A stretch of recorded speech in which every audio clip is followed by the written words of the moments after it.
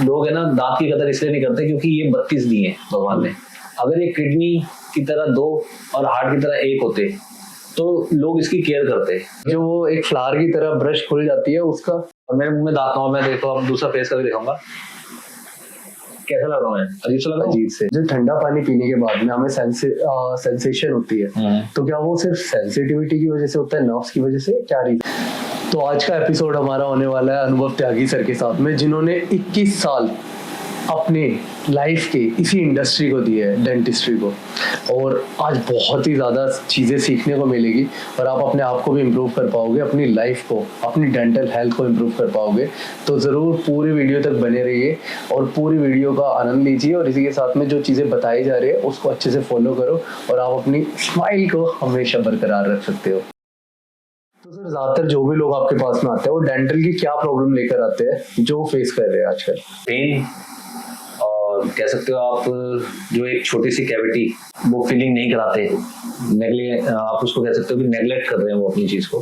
और मतलब जो चीज़ फीलिंग से ठीक हो सकती है वो पेन में तब्दील होगी, और पेन में बदलने के बाद पेशेंट उसको भी नेगलेक्ट करता है कि यार ये रूट कनाल के पैसे जो है ना यार 3,000 3,500 रुपये देने पड़ेंगे। और फिर वो बोलते हैं नहीं अभी चलने दो, और फिर वो बढ़ते बढ़ते जो है वो दांत ही निकल जाता है, बेचारा वो दांत बचते नहीं है। हाँ जी। क्योंकि मेरा मानना ये है मोहित जी कि लोग है ना दांत की कदर इसलिए नहीं करते क्योंकि ये 32 दिए हैं भगवान ने। अगर ये किडनी की तरह 2 और हार्ट की तरह 1 होते तो लोग इसकी केयर करते।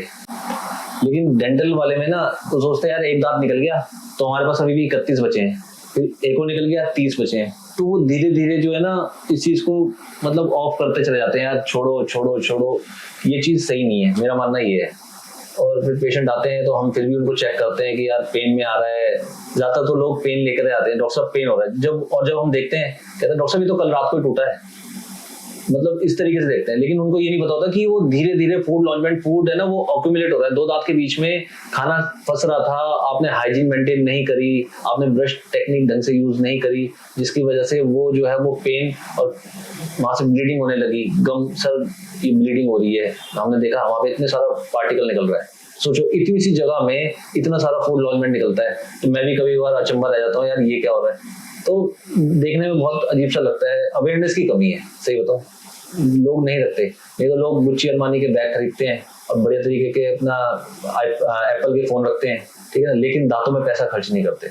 बहुत दुख पहुंचता है कभी कभार, लेकिन बस यही वाली बात। जैसे गाड़ी की भी देखी जाए उसकी सर्विस रहती है, तो इसकी भी सर्विस कराना जरूरी है हर 6 महीने में। हर 6 महीने में बिल्कुल, चेकअप, डेंटल चेकअप बहुत ज्यादा जरूरी है, लेकिन बस अवेयर वो करते ही नहीं है। वो सोचते हैं यार कोई दिक्कत नहीं, अभी कोई है ही नहीं, बस ब्रश कर लेंगे, ये कर लेंगे। बाकी लोग ज्यादातर यूट्यूब पे वीडियो देख करके करते हैं कि यार यूट्यूब पे ना वो उसने ऐसे से ब्रश कर लिया, ऐसे से कर दिया, बस काम कंप्लीट, और कुछ नहीं। अच्छा, ब्रश करने का सही तरीका क्या होता है? क्लॉकवाइज, एंटी क्लॉकवाइज कर सकते हैं आप। जैसे हमने कोई भी ब्रश करते हैं आप, और उसको आप क्लॉकवाइज करिए, धीरे धीरे करिए हर जगह, और एटलीस्ट अगर आप 2 मिनट भी दे रहे हैं तो वो प्रॉपर दीजिए। लोग प्रॉपर ब्रश टाइम देते ही नहीं है कि यार हमने करना ही नहीं है, बस जल्दी में करेंगे, खाना पूर्ति कर देंगे और गायब, तुरंत ये किया और कुछ नहीं, ठीक है ना। लोगों के भी क्राउडिंग वाले दांत होते हैं, मेरे भी क्राउडिंग वाले दांत हैं, तो मुझे भी पता है कि यार आपको धीरे धीरे करना है, लेकिन मेन जगह पे आप कर लो। तो मैं समझाता हूँ बहुत सारे लोगों को कि आप इस तरीके से करो, आपके ये दांत में दिक्कत है, टेढ़े मेढ़े दांत है, आप इस तरीके से करोगे आपके 101% जो है खाना नहीं फंसेगा। लेकिन लोग फिर भी कहते हैं कि यार जो है ना करते ही नहीं है, क्योंकि वो आप मान के चलो बैठे हैं ऑफिस में, बैठे हैं और नमकीन के साथ चाय नमकीन ले रहे हैं, कुल्ला नहीं करते, बातें कर रहे हैं ऑफिस में, आपस में बातें चलती रहती हैं, और फिर कुल्ला करते नहीं, और वो कैविटीज बन जाती हैं, और फिर वो स्मेल भी बन जाती है, क्योंकि 5-6 घंटे के अंदर अंदर वो दोबारा से एक लेयर के ऊपर लेयर चढ़ जाती है। और ये देखने को मिलता है, क्योंकि मेरे साथ हो चुका है ये सब चीजें जो मैं आपको बता रहा हूँ ना, ये मेरे साथ भी हुई है। कभी कभार मैं भी नहीं कर पाता था ना, तो एक लेयर के ऊपर एक लेयर जम जाता। और क्या ये कंपाउंडिंग भी होती है इसके अंदर कि मैंने 1 दिन नहीं किया, 2 दिन नहीं किया, अगर 7वें दिन नहीं करूंगा तो क्या वो और ज्यादा बढ़ती रहेगी और वो बदबू भी और ज्यादा इंक्रीज होगी? बिल्कुल, और उसको ठीक करने में भी उतना ज्यादा समय लगेगा ऐसा? हाँ बिल्कुल, आपके ना गम्स में रेडनेस आ जाएगी, और आपके बिल्कुल ऊपर मार्जिन की तरफ, जैसे हमारे ये समझ लीजिए ये दांत है, और इस तरफ में ना आपका रेडनेस ज्यादा दिखेगी, पिंकिश हो जाएगा, ब्लीडिंग आने लगेगी, और आपके स्मेल आने लगेगी। कोई पास में भी खड़ा होगा ना तो वो बोलेगा यार बहुत बदबू आ रही है, लेकिन वो बोलेगा नहीं, क्योंकि या तो आपको जानता होगा या किसी वजह से वो मतलब नेगलेक्ट करेगा कि यार नहीं यार इसको बुरा लग जाएगा। लेकिन एक समय में आकर के बोल देना तो वो भी बहुत गलत लगता है। हमको अफसोस होता है कि यार किसी ने हमें ऐसे बोल दिया, लेकिन लोग उस चीज को सोचे तो सही। इसीलिए डेंटल चेकअप कराना बहुत इंपॉर्टेंट 6 महीने में, हर 6 महीने में चेकअप कराना चाहिए। मात्र 300 रुपए लगते हैं, ज्यादा नहीं लगते। ये चीज है जी।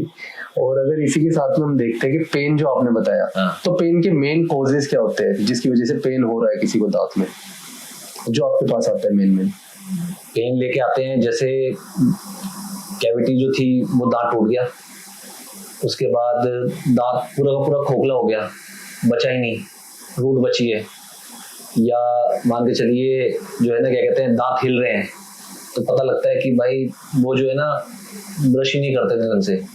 कह रहे हैं कि हमने YouTube पे वीडियो देखी थी, उसने बोला सिर्फ मसाज करनी है, आपकी एज ज्यादा हो गई है, आप 70 साल के हो गए, अब आप ब्रश यूज मत करो, आपके मसूड़ों में दिक्कत आएगी। ऐसे ऐसे लोगों ने कहा है, ज्यादातर लोग अभी भी कर रहे हैं, यही कर रहे हैं, वो मसूड़ों में बस उंगली करे, हम तो उंगली से करते हैं और फिर वो दिक्कत लेके आते हैं। इवन मेरे मदर फादर भी यही करते हैं, टू बी वेरी ऑनेस्ट, कि वो उंगली से ही कर रहे हैं, वो ब्रश करना छोड़ दिया कि उनको मसूड़े में कुछ पेन ना हो या ऐसा। तो आप अच्छा ब्रश ले लो ना, अल्ट्रासाउंड ब्रश लो। मैं तो कहता हूँ हर पेशेंट को कहता हूँ कि भाई आपको 3 से 4 महीने के अंदर ब्रश चेंज कर देना चाहिए। ब्रश जो होता है वो रिजिड हो जाता है, और जो वो एक फ्लावर की तरह ब्रश खुल जाती है उसका, वो समझ लो वो उसका लास्ट मतलब समझ लो अंत आ चुका है, वो यूज नहीं करनी चाहिए, बिल्कुल नहीं करनी चाहिए। उससे आपके जो है ना दांत रिजॉर्प्शन हो जाएंगे, मतलब ऑक्लूजल आपका घिसने लगेगा एकदम से, मतलब क्योंकि वो चीज फैल चुकी है और आप उसको ब्रश कर रहे हो, तो वो आपके दांत की अलाइनमेंट भी खराब कर रहा है कि आपके दांत एक के ऊपर एक ऑक्लूजल बंद हो रहा है। लेकिन जब आप ब्रश कर रहे हो तो वो आपके दांत के बीच में खाना, मतलब फिर खाना आर पार धीरे धीरे निकलना शुरू हो जाएगा, आप बोलोगे यार खाना नहीं खाया जा रहा, फिर आपके यहाँ पे जौ में पेन होने लगेगा क्योंकि आपके दांत घिस गए, लोड पड़ने लगेगा, तो वो नहीं करना चाहिए। और ब्रश जैसे कर रहे हैं कि बहुत ज्यादा टाइट कर रहे हैं कि नहीं करना चाहिए, वो नहीं, बहुत धीरे धीरे प्यार से, भाई ये भी जान है इनके अंदर, ठीक है ना, वाइटलिटी है इसके अंदर, नसें बहती हैं, तो भाई उनको आराम से आप ट्रीट करो ना। आप दिल के लिए भी तो यही सुनते हो भाई, उसको आराम से करते हो, ट्रीट करते हो, किडनी के लिए भी करते हो, पानी पीते हो ना, और हार्ट के लिए आप जब आपको हार्ट की दिक्कत होती है तो आप तेल घी वगैरह बंद कर देते हो, तो भाई दांतों के लिए भी प्यार मोहब्बत करो, इनसे क्यों नहीं करते प्यार? ये भी तो चीज है यार, ये आपकी स्माइल को नंबर 1 बनाते हैं। आप ये देखो, अगर मेरे दांत ना हो, इस समय मेरा दांत यूं है, मेरे मुंह में दांत है, और मेरे मुंह में दांत ना हो, मैं देखो अब दूसरा फेस करके दिखाऊंगा, कैसा लग रहा हूँ मैं? अजीब सा लग रहा हूँ, अजीब से।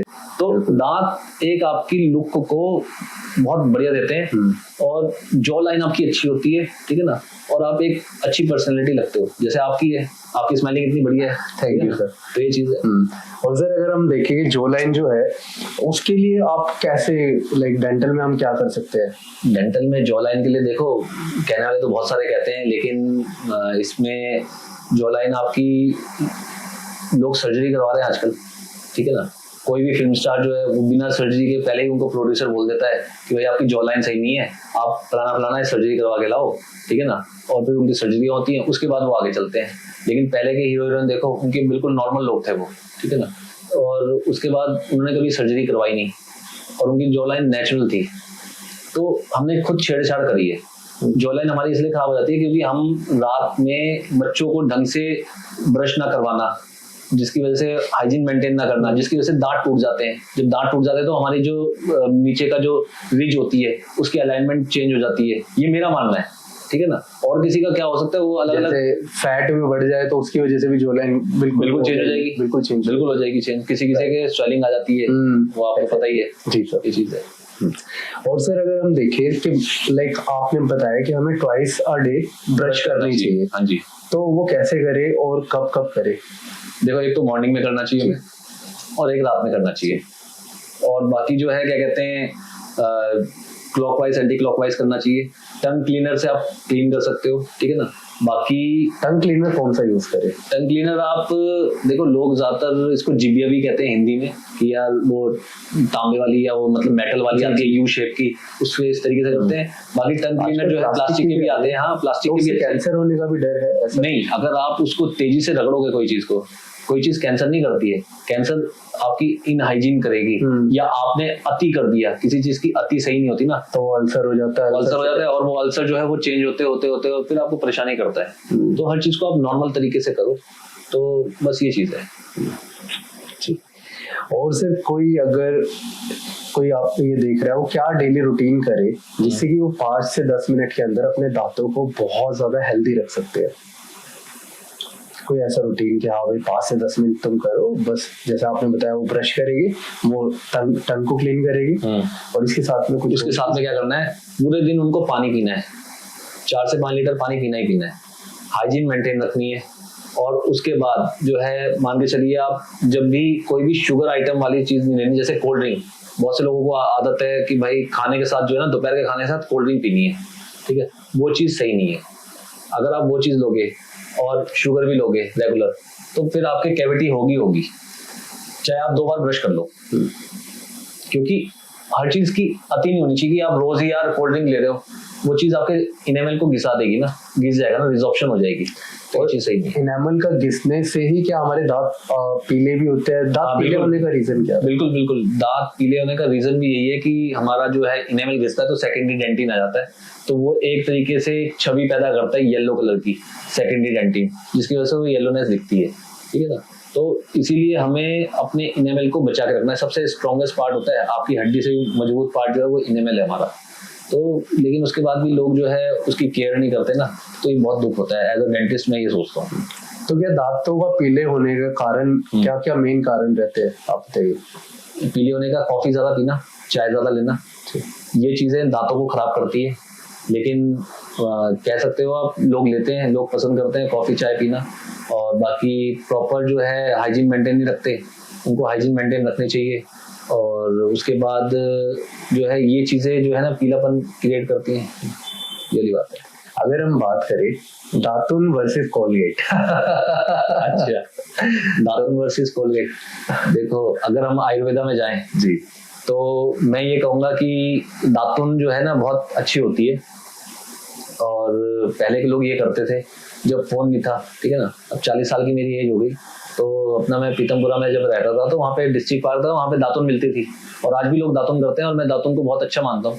दातुन से मेरे जो है ना, मतलब मान के चलो, जैसे लोग कहते थे ना, मैंने बहुत सारे हमारे भैया थे वहाँ पे जो जिम जाते थे, और मैं बोलता था भैया आप ये क्या चबाते रहते हो, वो डब्बी में से निकालते थे, चिकलेट खाते थे, उस समय चिकलेट के नाम से आती थी, तो कहते मेरी जॉ लाइन बहुत बढ़िया रहेगी। तो चिकलेट तो हम खाते नहीं थे, लेकिन हम दातुन बहुत करता था। तो मेरी जो है ना, क्या कहते हैं, इसलिए मेरा ये जो जॉ था वो बहुत मजबूत था। एक बार किसी ने किया था, एक बार किसी ने मुक्का मारा था, तो मेरा जबड़ा नहीं टूटा। तो मैं शुक्रगुजार हूँ एक तो भगवान का, हमारे महाराज जी का, और साथ के साथ दातुन का भी, दातुन का, वो मजबूत हो गया, चबा चबा के वो मजबूत हो गया कि मुक्का लगा तो वो मेरे को कोई दिक्कत हुई नहीं।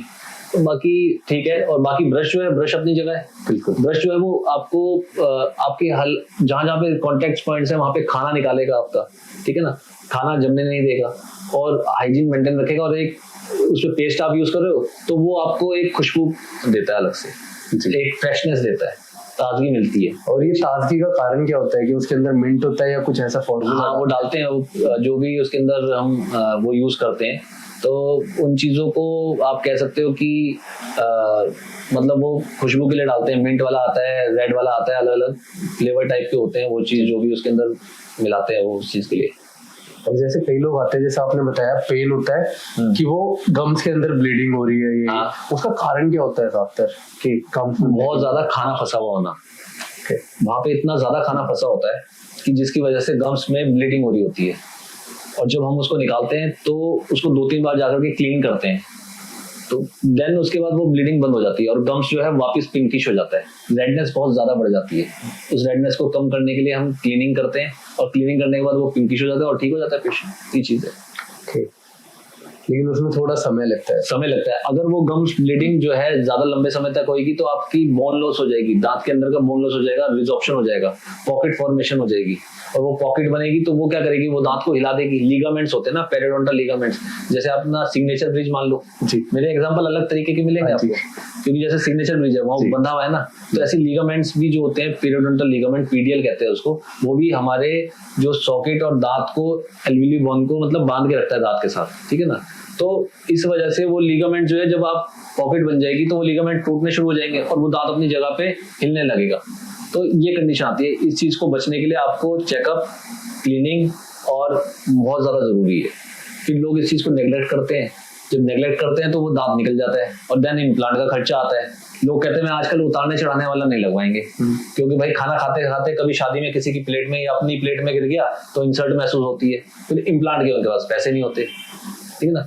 ऐसा सब कुछ होता है।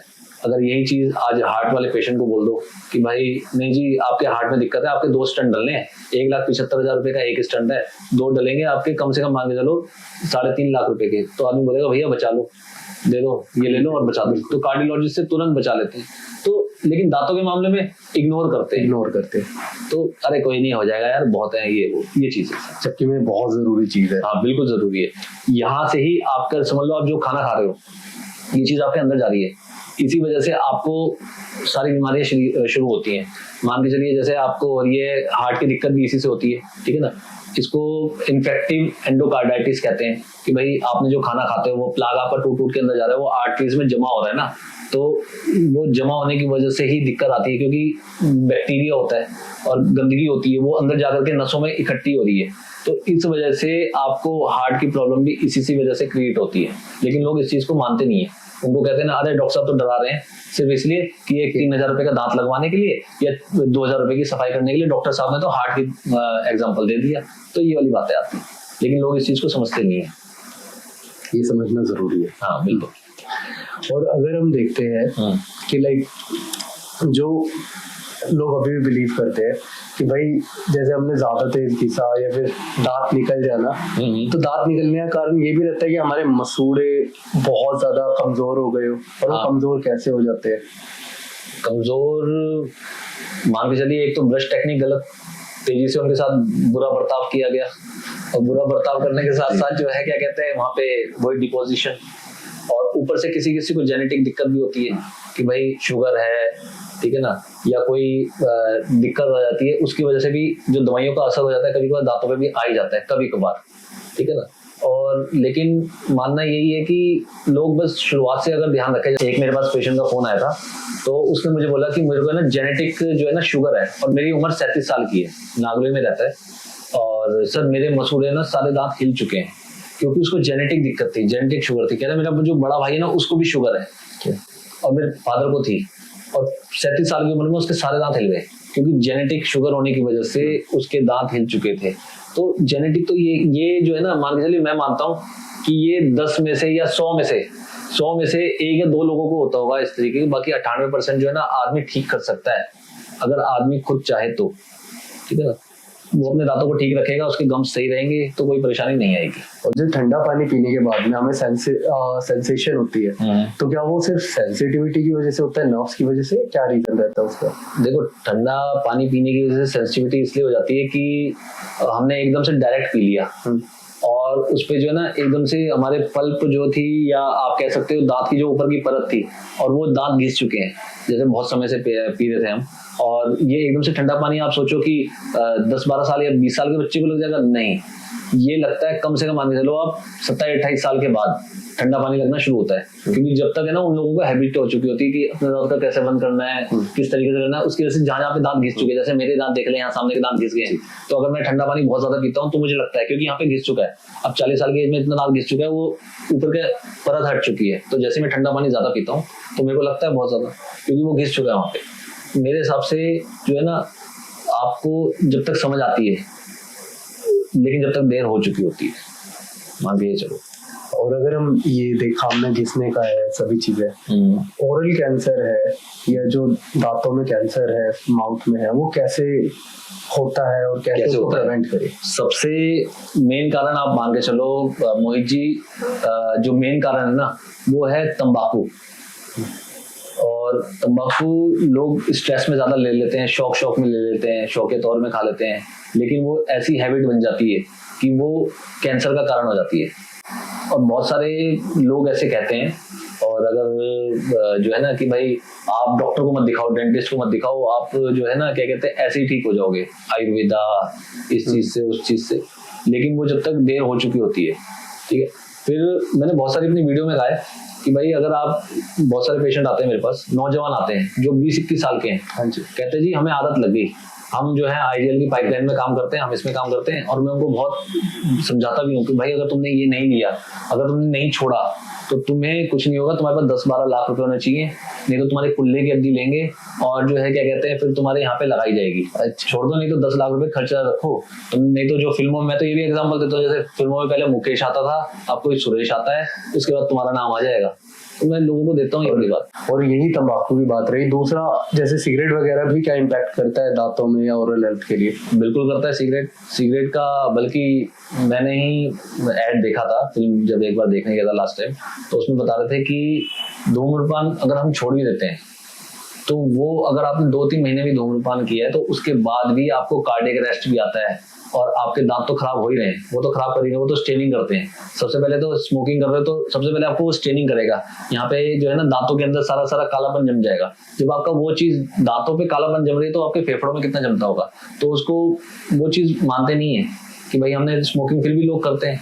और सेम चीज हमने स्मोकिंग की बात कर ली, स्मोकिंग में सिर्फ सिगरेट ही नहीं, अगर हम हुक्का जो नॉर्मल लोग आजकल बहुत पीते हैं उससे भी सेम चीज यही हो रही है। आप यकीन नहीं करोगे, मैं पीतमपुरा में जब जाता हूँ, ठीक है, पीतमपुरा कह लो या पश्चिम बिहार कह लो, बड़ी बड़ी जगहों पे कह लो, वहां पे आजकल ई सिगार चल रही है, वेप करके। जी वेप। और लड़का चला रहा है, स्कूटी चला रहा है, ठीक है, वो पिताजी के पैसे हैं, खुद की मेहनत तो करी नहीं, और उन लोगों के पैसों पे जो है वो बैठे हुए और चलाते हुए यूं फूकते हैं, और वो बस वो एक इलेक्ट्रिक टाइप की होती है, बस नया तरीके का सिगार है, ठीक है, और वो चला रहे हैं, और वो मालिक भी नहीं है, 15-16 साल के हैं, इसलिए वो पीतमपुरा के अंदर घूमते रहते हैं। मधुबन चौक मेट्रो स्टेशन से लेकर के अपना टीवी टावर तक घूमते रहेंगे सिगरेट पीते हुए। उनका मेन फिर इससे ये खराब भी हो रहा है, बिल्कुल खराब हो रहा है, ओरल हेल्थ खराब हो रही है, साथ के साथ आप मान के चलो उनकी आदतें बिगड़ रही हैं। उसके बाद वो बड़े सिगार ले लेते हैं, फिर वो बड़े हुक्का ले लेते हैं, गाड़ियों के अंदर रखते हैं। जी, तो ये चीज इनके अंदर होती है।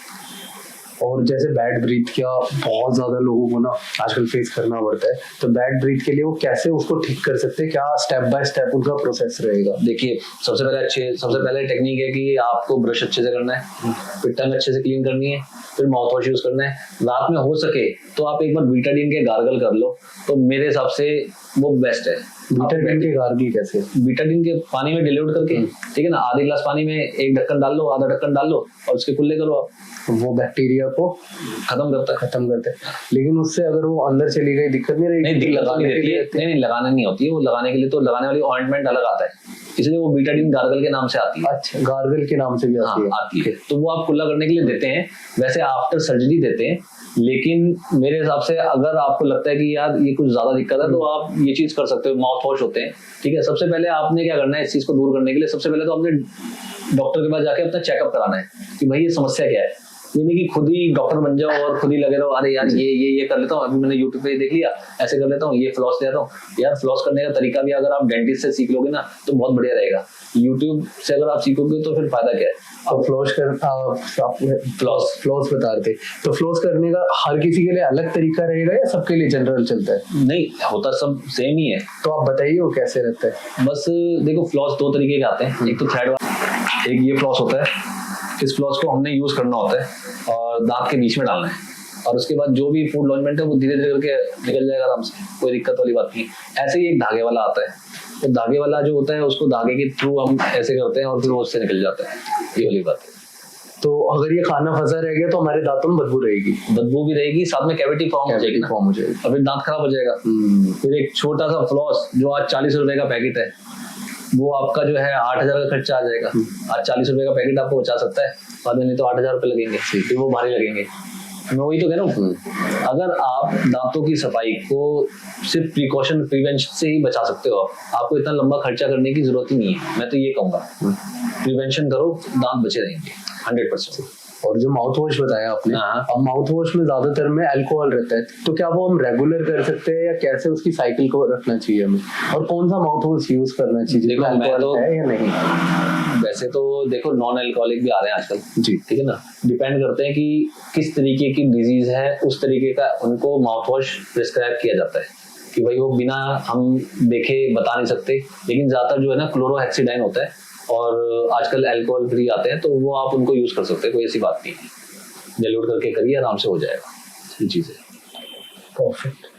और जो आपने स्टेप बताया था कि अगर हम कितने महीने से कितने महीने तक कर सकते हैं माउथ वॉश को यूज? माउथ वॉश आप कम से कम एटलीस्ट, पहले तो कोई भी क्लीनिंग करते हैं, दांत की क्लीनिंग होती है तो 15 दिन के लिए माउथ वॉश देते हैं। उसके बाद उसको 15 दिन आप दोबारा से रिपीट कर सकते हो। अगर उनकी प्रॉब्लम ज्यादा है, जैसे बैड ब्रीथ की हो गई या ब्लीडिंग गम्स की हो गई, तो उसके लिए आप 15 दिन और उनको एक्स्ट्रा दे सकते हैं, ये वाली बात है।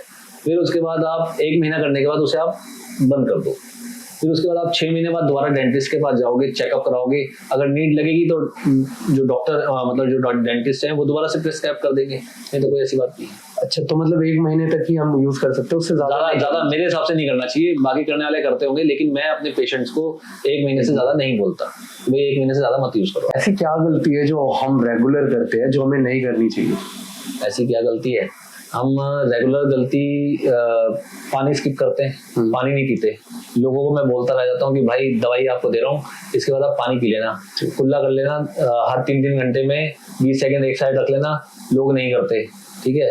उसके बाद जो है दवाई तो वो स्किप नहीं करते, दवाई खाते हैं, लेकिन जो है क्या कहते हैं उनको बाकी हम बोलते हैं कि भाई उस साइड ना सो, बाकी बहुत सारी चीजें, ज्यादातर मेन जो होता है वो पानी है और कुल्ला मिसिंग करते हैं, और ब्रश हाइजीन मेंटेन नहीं रखते। जिस साइड में सर्जरी हुई है हमेशा उस साइड में उस चीज को हाइजीन मेंटेन रखना जरूरी है, कुल्ला करना जरूरी है, नहीं तो वहां पे खाना जमा होगा तो वो जख्म ठीक ही नहीं होगा, 100% नहीं होगा ठीक। फिर पेशेंट परेशान होगा, डॉक्टर के ऊपर एलिगेशन लगा देगा कि यार डॉक्टर साहब आपका जख्म तो ठीक नहीं हुआ, आपने दांत सही नहीं निकाला, या दांत का पार्ट अंदर रह गया, एक्सरे लेके दिखाओ तो दांत का पार्ट कुछ अंदर रहता नहीं है, बस वो जख्म होता है क्योंकि उन्होंने साफ सफाई नहीं रखी। ये वाली बात थी। और इंसान को फिलिंग कब करानी चाहिए? अगर हमें जैसे जनरली जानना है, वैसे तो उसको डॉक्टर को दिखाना चाहिए, ठीक है, लेकिन ऐसा क्या वो है कि वो उनको देखकर पता लगे कि हाँ अभी फिलिंग कराने का टाइम आ चुका है, कभी नहीं छोड़नी चाहिए? देखो, जैसे ही वहां पे एक डिटेक्ट हो हल्का सा कोई भी स्पॉट, और आप उसके बाद तुरंत सबसे क्लिनिकली हमने चेक किया, उसके बाद एक एक्सरे ले लिया, अगर वो हमें लग रहा है कि हाँ भाई ये फीलिंग लायक है, वो दिख जाता है। डेंटिस्ट को इतनी पकड़ आ जाती है कि भाई जो है क्या कहते हैं, हाँ भाई ये फीलिंग लायक दांत है, इसको भर दो, तो वो एक हल्का सा स्पॉट जो होता है ना, उसी समय हमें डेंटिस्ट के पास जाना चाहिए। वो छोटा सा स्पॉट वो बहुत बड़ा रूप ले लेता है, जिसकी वजह से वो पल्प एक्सपोज हो जाती है और उसकी वजह से उसमें रूट कनाल करनी पड़ती है। रूट कनाल का प्रोसेस क्या रहता है? कई लोगों को रूट कनाल समझ ही नहीं आता है, आरसीटी मुझे भी नहीं आता था। अच्छा, रूट कनाल का प्रोसेस क्या होता है कि जब आपको सेंसिटिविटी हो, पेन हो, ठीक है ना, और जो है क्या कहते हैं आपको ठंडा गर्म बहुत ज्यादा लग रहा हो, ठीक है, और उसके बाद आपको चबाने में बहुत ज्यादा दर्द हो रहा हो, पहले मैं कोशिश करता हूँ कि पेशेंट को मेडिसिन के थ्रू ठीक कर दूं, जितनी कोशिश हो सकती है 2 दिन या 3 दिन की मेडिसिन देता हूँ, लेकिन पेशेंट को पहले बोल देता हूँ अगर आपको सीवियर दर्द है तो आपको 2 से 4 घंटे ही दवाई का असर रहेगा, और अगर उसके बाद भी आपको दर्द हो रहा है तो देन आपको जो है इसका रूट कनाल कराना पड़ेगा।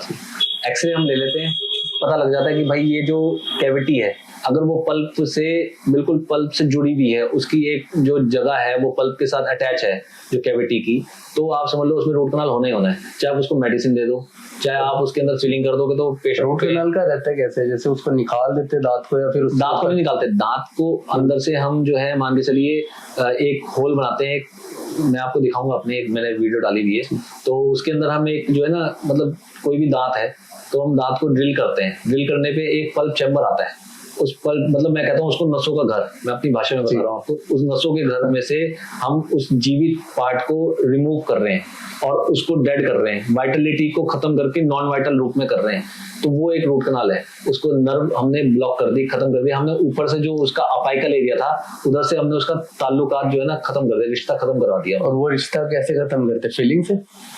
एक आर्टिफिशियल गट्टा पर्चा डालते हैं जीपी पॉइंट सीलर के साथ, बायोसेरेमिक सीलर यूज कर सकते हो, और देन हम उसको सील करके बंद कर देते हैं। और आरसीटी के बाद कैपिंग करनी बहुत ज्यादा जरूरी होती है, लोग इसको इग्नोर करते हैं, लोग बोलते हैं यार क्या फिलिंग से काम चल जाएगा, फिर वही यार जो है ना मेरे पैसे बच जाएं, थोड़ी सी सोची होती है। दूसरा ये कि फलाने ने यूं कहा था जी कैप जो है ना सक्सेसफुल नहीं होती, ये गलत बात है, ऐसा कुछ नहीं है। कैप लगवानी इसलिए मैंडेटरी होती है जो आपने आरसीटी कराई है, ठीक है, उससे आपने खाना खाना है, आरसीटी आप इसलिए करा रहे हो कि आपने खाना खाना है, जब आप खाना खाओगे तो फोर्स क्रिएट होगी, कंप्रेसिव स्ट्रेंथ आएगी, दबाव पड़ेगा, दबाव पड़ने की वजह से क्या होगा कि वो जो फीलिंग है वो धीरे धीरे माइक्रो लीकेज आ जाएगी, मतलब उसमें दरार आ जाएगी, और दरार आएगी तो उस खाना दोबारा डिपॉजिट हो जाएगा, जब दोबारा डिपॉजिट होगा तो फिर क्या होगा कि वो आरसीटी आपकी फेल हो जाएगी, फिर आप डॉक्टर को जाके ब्लेम करोगे, डॉक्टर साहब आपने 6 महीने पहले 3 महीने पहले आरसीटी करी थी, ये दोबारा दर्द हो गया, ऐसा क्यों हो गया। लेकिन वो ये नहीं जानते कि आपने उस चीज पे कैप नहीं लगवाई, डॉक्टर ने आपको बोला था कि आप 1 हफ्ता 10 दिन चेक कर लो, इससे खाना खा के देख लो, और आपने कैप नहीं लगवाई, और देन उसके बाद उसमें पेन हो गया और दोबारा से वो री आरसीटी करनी पड़ती है, इसीलिए फिर उसको री आरसीटी का पैसा पेशेंट को दोबारा देना पड़ेगा, जबकि वो कैपिंग से ठीक करा सकते थे। अब उनके पास समझ लो एक एक्स्ट्रा आरसीटी का खर्चा हो गया, और आरसीटी से ज्यादा मुश्किल री आरसीटी होती है, क्योंकि हमें दोबारा से जो हमने भरा था वो हमें दोबारा निकालना है, और वो अंदर कैनाल के अंदर बिल्कुल मर्ज हो जाता है, वो फंस जाता है, उसको निकालना बड़ा मुश्किल काम होता है, बहुत मुश्किल से निकलता है। किसी किसी का इजी भी निकल जाता है, लेकिन परेशानी है, पेशेंट भी परेशान, डॉक्टर भी परेशान, ये वाली बात। आपके पास में अभी तक कोई ऐसा केस आया आपके 21 साल के करियर में कि जहां पर आपको लगा हो यार ये तो बहुत ही अटपटा मजेदार केस है? हाँ, या मजेदार। मैंने पिछले साल एक अवल्जन का केस किया था, और हमारे रानीबाग में एक पेशेंट है जो फिजियोथेरेपिस्ट है, तो उनका बेटा साइकिल चला रहा था, और साइकिल चलाते जाते उसने पापा को देखा था, और देखते देखते वो 5-6 साल के बच्चे के सरदार जी थे वो लड़का, और वो एकदम से गिरा, और उसका दांत जो है ना उसके सर में जाकर के गड़ गया। दांत सर में जाकर के गड़ गया, हाँ। फिर वो सरदार जी वाला बच्चा उसको वो वापस घर आया, तो उसे एकदम से उल्टी हुई, क्योंकि चोट लग गई उसके, और चोट लगी जैसे ही तो वो दांत बिल्कुल निकल के बाहर आ गया। लेकिन जब वो घर पे आया तो इसे एकदम से उल्टी आई तो वो दांत निकल के बाहर आ गया, पूरा का पूरा साबुत। मैं उस समय अपने मोती नगर वाले क्लिनिक पे था, मैंने उसको कॉल किया, उन्होंने मुझे कॉल किया, मैंने उनको बोला कि आप एक काम करिए, आप उस बच्चे का दांत जो है दूध में डाल करके ले आओ। अच्छा। मैंने तुरंत जो है उसकी स्प्लिंटिंग करी, और वो बच्चा आज उसको 1.5 साल हो गया, और वो बच्चा बहुत खुश है। मैंने उसकी एक वीडियो भी ली थी, रिव्यू भी लिया था, अभी थोड़े दिन पहले मेरे पास वो आया है, और वो बच्चे का दांत बिल्कुल फर्स्ट क्लास है। मैंने उसका बिल्कुल बहुत बढ़िया केस किया। बहुत सारे डेंटिस्ट ने मुझे ये भी बोला कि यार ये जो है ना पीला हो जाएगा, इसमें रूट कनाल करनी है, ये नहीं चलेगा, इसका कलर फेड हो जाएगा। उसकी मम्मी ने बल्कि ये कहा वीडियो के अंदर, वो कह रही है कि भाई इनका दांत बहुत अच्छा है, और कोई कलर चेंज नहीं हुआ, और बहुत बड़े। तो ऐसे केस करने पे मेरे को बहुत मजा आया। रूट कनाल वगैरह तो नॉर्मल होते हैं, तो ये चीज बहुत मजेदार चीज है। और एक बच्चे की लाइफ मैंने बचा दी। हाँ, उसके लुक्स बचा दिया। हाँ, बिल्कुल बिल्कुल। वो बहुत बहादुर बच्चा था वो, और वो मैं कहता हूँ ना, सिख लोग जो है ना बहुत बहादुर होते हैं, और मेरे को देखने में लगा वो, और वो डरा भी नहीं, वो रोया भी नहीं, और मेरे को कोई इंजेक्शन भी नहीं लगाना पड़ा, बिना इंजेक्शन कर दिया। अच्छा, सबसे हुआ। और जो आप रूट कनाल करते हो उसमें भी मेनली आप इंजेक्शन लगाते हैं? हल्का सा इंजेक्शन लगाते हैं। तो इंजेक्शन लगा के जब लगाते होगे तो दर्द नहीं होता? उसके लिए पहले हम उसको नम कर देते हैं ना, स्प्रे होता है हमारे पास। अच्छा। एक लिनोकेन स्प्रे होता है, हम उसको नम कर देते हैं उस स्प्रे को, और वो फिर दर्द करता नहीं है। ओह, ये नहीं पता था अभी। जैसे कोई भी केस आया हो जिसकी कंप्लीटली आपने, एक तो ये बच्चे का केस था जिसमें उसकी पूरी लाइफ ही चेंज हो गई कि उसके लुक्स बच गए, ऐसा कोई और भी केस आया जो बहुत ही ज्यादा इंटरेस्टिंग हो? हाँ, बिल्कुल, आपने लाइफ में देखा हो? बिल्कुल बिल्कुल। मेरे पास एक पेशेंट का केस आया था, और मैंने उनके 18 दांत लगाए थे। 18 दांत? हाँ, उनको ज़ीरोस्टोमिया था, और उनको मैंने बोला कि, उन्होंने मेरे को बोला ज़ीरोस्टोमिया, मैंने उनको बोला कि इसको सिजरोम सिंड्रोम भी कहते हैं। तो वो कह रहे ये क्या होता है? मैंने बोला जिनके सलाइवा नहीं बनता, तो उनको है ना कुछ जेनेटिक था कि उनकी मम्मी को भी सलाइवा नहीं बनता था, और वो 38 ईयर्स की थी, और उनके जो है ना पूरे मुंह डिके हो चुके थे। 18 दांत से सामने के 6 और ऊपर के 4, नीचे के 4, ऊपर के 6 और नीचे के 4 दांत थे, बाकी सारे दांत काले हो रखे थे, क्योंकि पानी ही नहीं बनता। सलाइवा जो होता है ना बहुत वर्क करता है, काम करता है, दांतों को बचा के रखता है। सलाइवा का भी एक काम होता है, वर्क होता है, बिल्कुल, दांतों को प्रोटेक्ट करके रखना, और ये चीज बहुत मेन काम होता है सलाइवा का भी। तो वो सलाइवा नहीं बन रहा था, जिसकी वजह से क्या हुआ कि वो जो है ना उनके सारे दांत डिके हो गए। तो मेरे को उन्होंने काफी हद में, मतलब बहुत सारे दांतों में तो रूट कनाल कराया हुआ था, बाकी कुछ दांत में मैंने रूट कनाल किया, और मैंने उनकी स्माइल इतनी बढ़िया कर दी। बल्कि उन्होंने बताया मुझे क्या कहा, उन्होंने कहा कि डॉक्टर साहब मुझे तो ऐसा लग रहा है कि मुझे बिलीव ही नहीं हो रहा कि ये मेरे दांत है। लाइक पुनर्जन्म हो, पुनर्जन्म, बिल्कुल। उन्होंने यही वर्ड बोला कि मतलब मेरे को बहुत अच्छा फीलिंग आई है, तो मेरे को बहुत ऐसी खुशी, लाइफ चेंजिंग। तो ये मेरा फेवरेट काम है, स्माइल डिजाइनिंग। लोगों की स्माइल डिजाइनिंग करना मेरा फेवरेट काम है, और मेरे को बहुत मजा आता है ये चीज है। You are not just like dentist, but आप एक स्माइल डिजाइनर हो। हाँ, ये कह सकते हो। ब्यूटीफुल, ये चीज है। हर एक डेंटिस्ट जो है ना वो स्माइल डिजाइनर होता है, तो मेरे को स्माइल डिजाइनिंग का काम बहुत अच्छा लगता है कि लोगों के काले दांत है, इस तरीके के दांत है, तो मैं उनको ठीक करता हूँ। और अगर हम देखते हैं जैसे बॉक्सिंग के अंदर, तो हमारी फाइट्स में जब हमें पंच लगता है, तो पंच लगने के बाद में ना दांत टूट जाता है कई बार, तो उसको कैसे प्रिवेंट करे, ये कैसे बचाए उसका कि ना टूटे, मजबूत को कैसे मजबूत करे? मजबूती के लिए देखो मेन बात ये है, आपने बचपन से क्या चीज ली है, आपके अंदर कितना कैल्शियम है। कोई भी चीज कराने से पहले आप कैल्शियम का टेस्ट कराओ, ठीक है ना। बोन की डेंसिटी का टेस्ट होना चाहिए, और आपको पता लगना चाहिए कि भाई आपके जो है, जैसे आजकल एक CBCT होता है, उसमें bone density test D3 D4 पता लगता है कि भाई आपकी हड्डी कितनी मजबूत है। अगर मेरे हिसाब से तो ये है कि अगर आप जैसे आपके यहाँ पे है जो फाइटर्स होते हैं उन लोगों को पहले अपनी बोन डेंसिटी का टेस्ट कराना चाहिए भाई जबड़े पे, क्योंकि अगर जो लड़ रहे हैं ठीक है ना कि भाई कितनी है सीबीसीटी, आजकल बहुत सारे टेस्ट है अलग अलग तरीके के, तो जब बोन डेंसिटी का टेस्ट पता लगे कि भाई हाँ भाई तुम्हारी हड्डी मजबूत है, तो देन आप उसके बाद जो है कोई मतलब वो चीज परफॉर्म करो कि भाई हाँ स्पोर्ट्स में जाओ। नहीं तो अगर आप कमजोर हैं, फ्रेजाइल हैं और एकदम से हिलते हुए लोग हैं तो वो टूट जाएगी, क्या फायदा फिर उस चीज का। और अगर किसी का दांत टूट जाता है फाइट में या जनरली भी, तो उसको क्या वो दांत जैसे दूध में रख के आपके पास अगर वो पूरा का पूरा साबुत निकला है तो, और अगर वो पूरा का पूरा साबुत निकला है विद रूट्स के साथ निकला है ठीक है, तो आप उसको बचा सकते हो। बाकी अगर हल्का सा उसका फ्रेगमेंट भी है तो आप उसे भी ला सकते हो, उसे भी हम ट्रीट कर सकते हैं। लेकिन हाँ अगर उसके अंदर जो है पल्प एक्सपोज नहीं हुई होगी, मतलब उसके फ्रैक्चर के ना नाम होते हैं एलिस क्लासिफिकेशन, हमें पढ़ाया गया था कॉलेज के अंदर एलिस क्लासिफिकेशन, इसमें 1 2 3 4 5 ऐसे इस तरीके की क्लासिफिकेशंस होती हैं।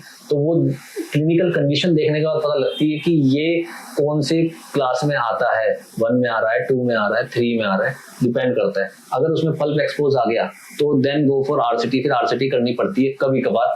किसी को होता है कि सेंसिटिविटी नहीं होती और उसको दोबारा से हम फिलिंग करके बचा लेते हैं, लेकिन वो हो सकता है कि इन फ्यूचर वो डिस्कलरेशन हो भी सकता है, मे बी हो या मे बी ना हो, ठीक है ना। वो पेशेंट की कंडीशन के ऊपर होता है कि भाई आप उस चीज को कैसे मेंटेन कर रहे हो। आप ये नहीं कह सकते नहीं जी, क्योंकि देखो मैं जो ट्रीटमेंट करूंगा ना दूसरा डेंटिस्ट उसको डिनाई कर देगा, ये हर काम में है।